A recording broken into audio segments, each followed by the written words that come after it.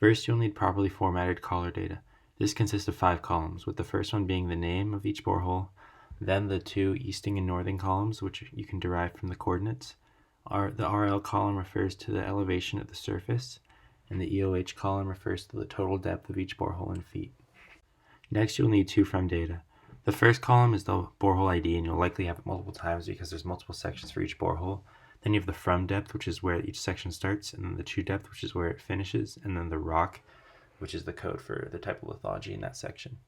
Lastly, you will need a lithology rock code file, which contains the code and label for each type of lithology, a description of the type of rock, and then a color code based on RGB colors that decides what color will be in the voxel. In order to create the Lithology Voxel, you will need to create a new template in ArcMap. So in this case, I just chose a blank one. Then you can save it as whatever you want, pretty much wherever you want.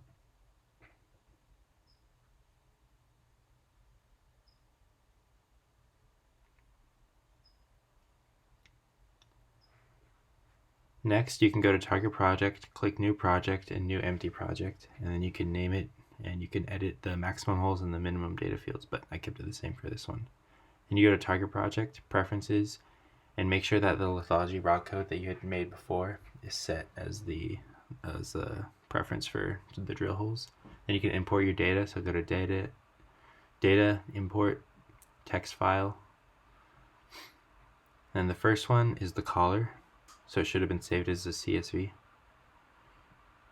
Wizard, and then make sure it's ACSII, whole collar, delimited, and then change it to Microsoft Excel CSV.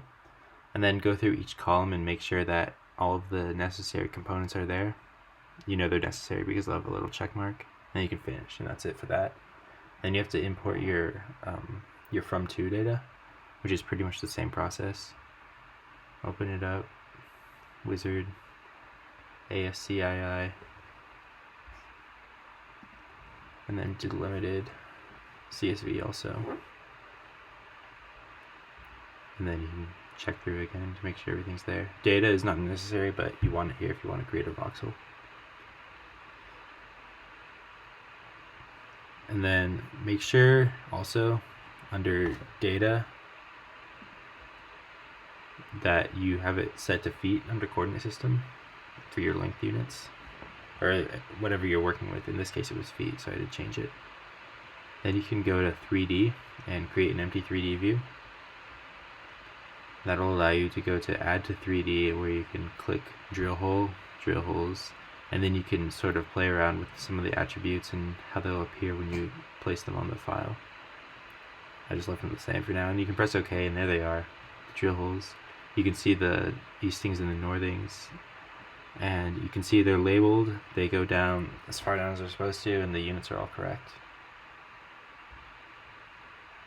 Then you can go to add to 3D, back to drill hole, create Lithology Voxel, and make sure that your data that you want to look at, so the rocks from the from to sheet are there. And then you can create a voxel output name it whatever you want, and the rock code file will be the one that you created earlier because you made it your preference. And you can just create it.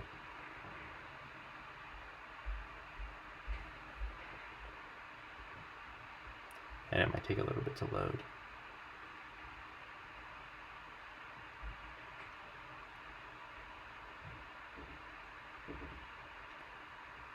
Click OK, and then that's your voxel. And that is how you create a 3D lithology voxel in ArcMap using Target by Seequent.